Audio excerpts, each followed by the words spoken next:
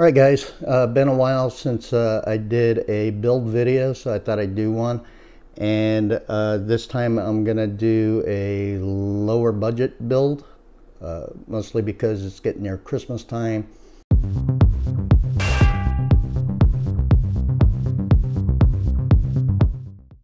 So let's go through some of the stuff. It's not gonna be in any particular order. The stuff that I'm going to bring out and show you just as a matter of convenience of how they're sitting right here. I've got some storage here, and so right here is a 240 gig 2.5 inch SATA SSD that I've had sitting on the shelf for a while. I thought maybe I could use that, but then I started thinking nowadays maybe that's just not quite enough, although it'd be enough for an operating system. But I don't know. I also have this 512 gig one that I've got that I pulled from another system that I had purchased for 140 bucks. Anyways, so 512 gigs, so I'm kind of debating between these two. And then I've got a 1 terabyte Seagate mechanical drive. You know, a lot of people don't seem to like mechanical drives very much anymore, which is fine, but I do think that they're a little bit on the underrated side, especially if you're looking at from a straight storage standpoint. As far as storing files and game saves and things like that, there's nothing wrong with the mechanical drives. They do have a tendency of running slower as far as the read and write speeds go than the SATA or the NVMe's, but at the same time, unless you're moving a lot of files constantly, or if you're doing a lot of save and deletes and things like that, there's nothing wrong with mechanical drives.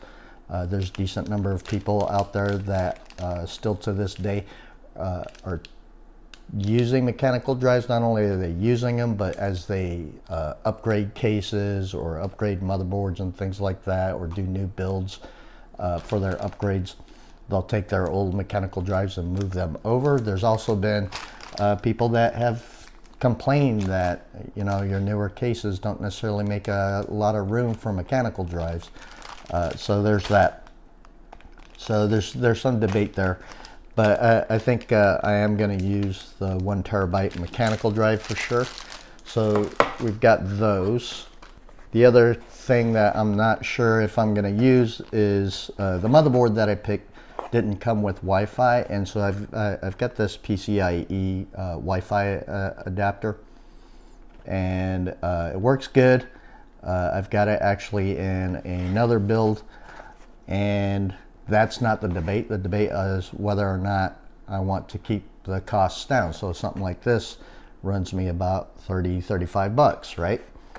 And then there's the dongles that you can hook into your USB port and use it that way. And those cost about like 20 bucks, right? So I do have a couple of those on order for budget builds in the future, so I might use that when that comes in instead of installing this. So there's that. So this is the motherboard I decided to use, which is the Asus Prime B450M A2. Now, so this particular board has a couple of shortcomings. One, it does not have a USB Type-C connector. So if you have a case that you want to connect up a USB Type-C port to, you can't use it for this, although there is this thing, which is, I don't know if you're going to be able to see this clearly, but this is an adapter that changes a USB Type-A connector to a USB Type-C. It does not provide an increased read and write capacity as if it were a USB Type-C. It just makes it so that you can use a USB Type-C peripherals to connect to the PC if you so choose. It would just read and write at the USB Type-A speed, right? So there's that. The other thing is as far as the RGB controller goes, this has the 4-pin 12-volt connector to the header. It does not have any 3-pin 5-volt. And so if you really wanted to control the RGB on your fans and all that other stuff, you're not really going to be able to do that fairly easily as far as connectivity goes. So if your fans and other RGB devices have a 3-pin 5-volt connector, you can't connect it directly to the motherboard. So what you need is something like this, which is a hub that, and it's magnetic, by the way, so you can snap it right into the back of the case and everything, which is nice. But this allows you to convert the 12-volt header and be able to connect using this to that 12-volt header, and then connect 5-volt header or 5-volt device to this. So we're going to use that in order to facilitate it. The reason why I ended up doing it this way is because, well, people aren't perfect, and I did not look deep enough into this particular motherboard when I bought it, because it was on sale for like 65 bucks. I thought, well, what a great deal, and I went ahead and bought it because I wanted to do an AM4 build, and didn't realize that, you know, no USB Type-C header, and didn't realize it was a 12-volt 4-pin RGB header. So yeah, so these are the adjustments I had to make. It was because by the time I figured it out, I had already had this motherboard sitting on my shelf for like, I don't know, 2-3 months. So, you know, we're gonna just end up using this instead and put it into this budget build. And then I've got some DDR4 16 gigs of RAM. This is 3600 megahertz. It is RGB, and it was pretty cost effective. This is the Silicon Power Zenith, I think it's called, SP Zenith. This was like, I think it was like 34 bucks. So that was a pretty good price for that. And then for the CPU, I went ahead with Ryzen 5 5500, which is pretty decent performing CPU. I've previously used the 3600, which is a pretty solid performer. It actually performs around the same level as the 10600, the i5 10600. And the 5500 performs better than the 3600. So yeah, and this thing was on sale for like 76 bucks on Amazon, and so I actually bought a few of these for future builds, and so we're going to use this for this particular build. For the power supply, I went with the Seagate 650 watts non-modular, mostly because, you know, it is a budget build, and so we want to keep our costs down. This one was on sale for like 51 bucks.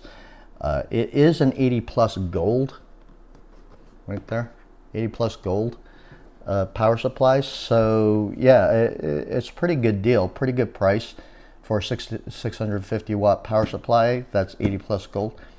So yeah, we're gonna go ahead and use this. I haven't used this power supply in the past, so I am actually curious on how easy it is to work with, and what the performance is like. If it really is an 80 plus gold, then I shouldn't have any problems, right? All right, for the case, I went with a budget option, which is the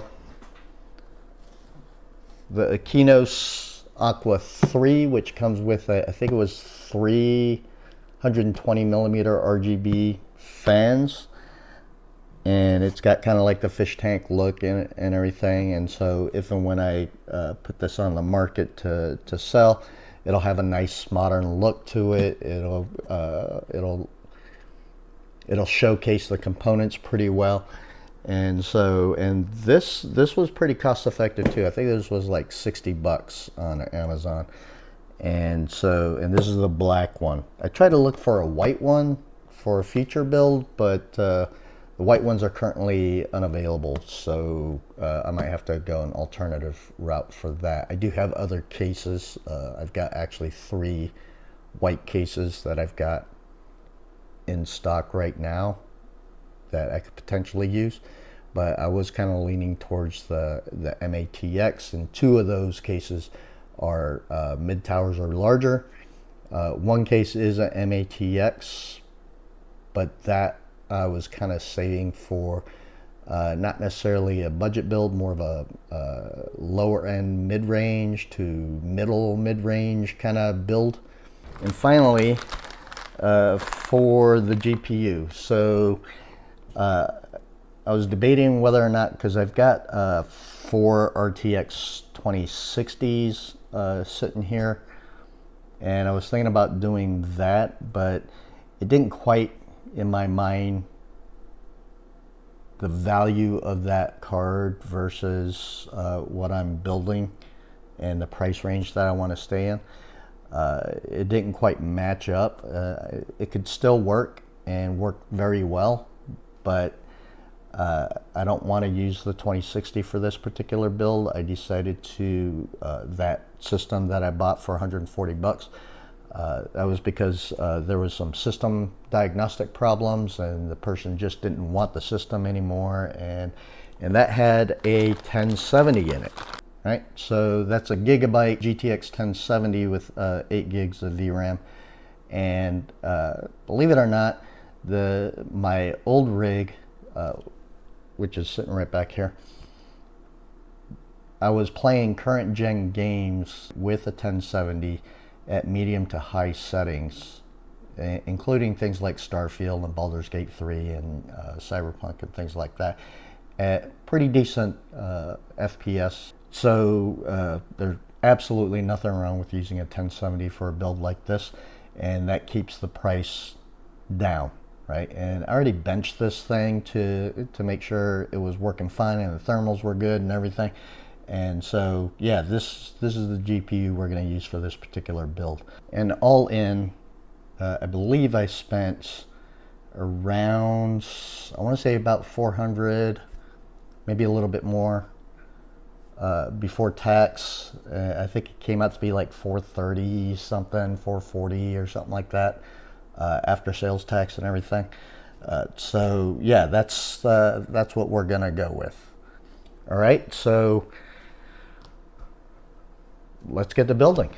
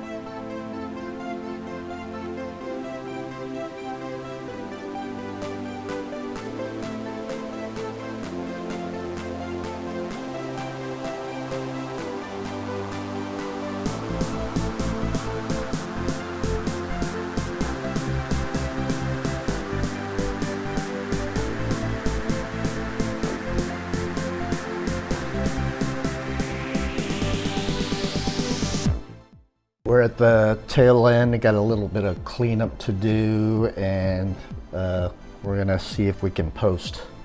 So let me turn on this. Looks like everything's coming on. There's the post.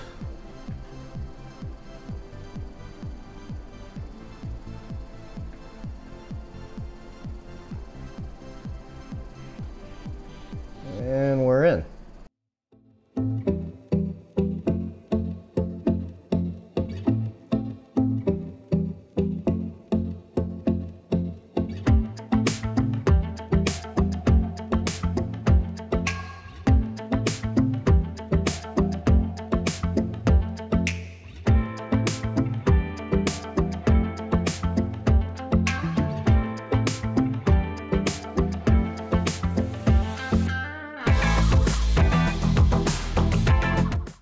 So overall, I think it went pretty well, pretty quickly, except for the cable management side of things.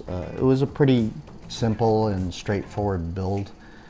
It's my first time building in this particular case, and so it's the size and nature of the case makes it so that it's a little more difficult on certain things. Well, first and foremost, I'm probably never gonna get that Asus Prime motherboard, that B450M-A2,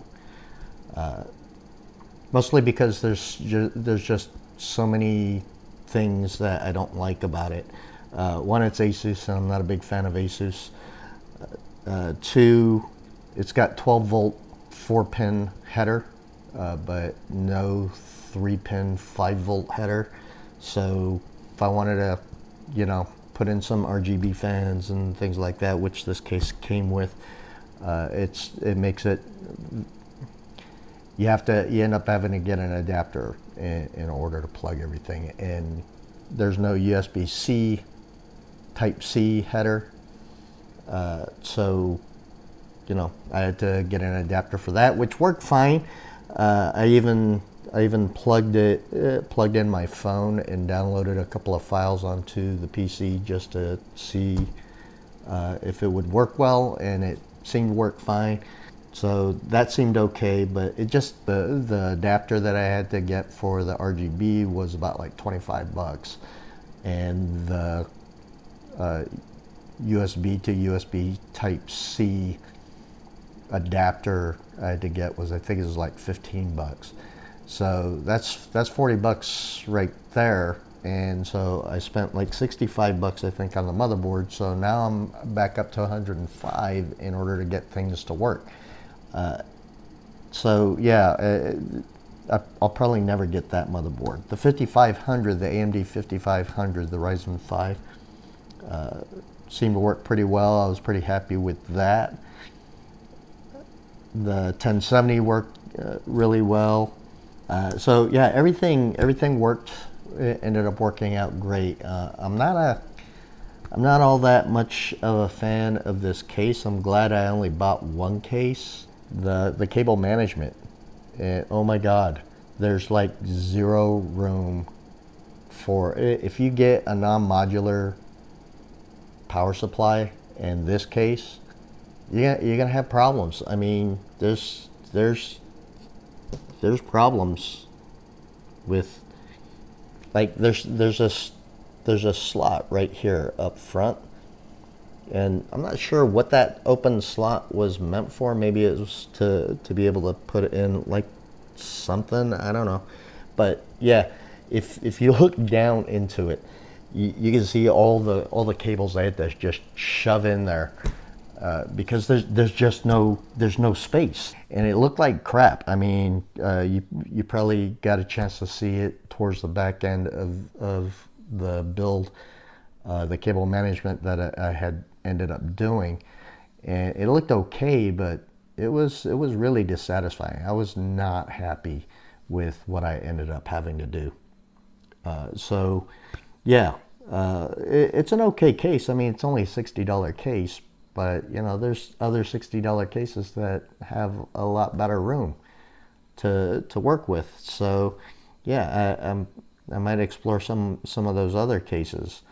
And you know, part of the reason why is it's an MATX case, so it's a smaller case as opposed to a mid-tower, which is what I prefer to build in. But you know, people seem to like the MATX sizes, so you know, that's what I went with. Anyways, I'm just rambling now. So overall, the experience was okay. It wasn't stellar. It wasn't fun. It certainly wasn't fun to work with. So I was hoping that it would be a fun case to work in, but it wasn't. And mostly it's because of the cable management side. There's no room to work in. Maybe it would have been different had I gone with a semi-modular or a fully modular power supply, but that increases my cost, right? And so, like I said, I spent about like 430, something like that, total for this build. And it performs pretty well. I'm pretty happy with it. I'll probably put it on the market for like $550 or something like that. And probably willing to sell it for like $500, really. I mean, really disappointed in this build, mostly because of the case. The case, and I wasn't happy with the motherboard. So I won't be using this motherboard in the future. I won't be using this case in the future. Other people seem to be happy with the Aqua 3, but I feel like people that are happy with the Aqua 3 are happy with it because of the price, and it comes with 3 RGB fans, not because it's a good case to work in, right? So yeah, let me know what you guys think about this case. And if you feel differently, or if you've had a different experience, then I'd love to hear about that. Write down in the comments. As per usual, you know, I'm more than happy to respond to you guys in the comment section. So feel free to voice your thoughts on it. All right. In the meantime, let me know if you want to see more builds, if you want more budget builds, or mid-range builds, or high-end builds, and let me know if you want to see them more often or less often, you know, that kind of thing. In the meantime, thanks for watching. I know this was kind of maybe my review is a little disappointing to you.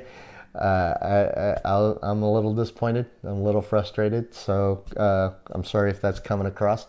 But yeah, anyways, thanks for joining me on this build, and I'll see you in the next one.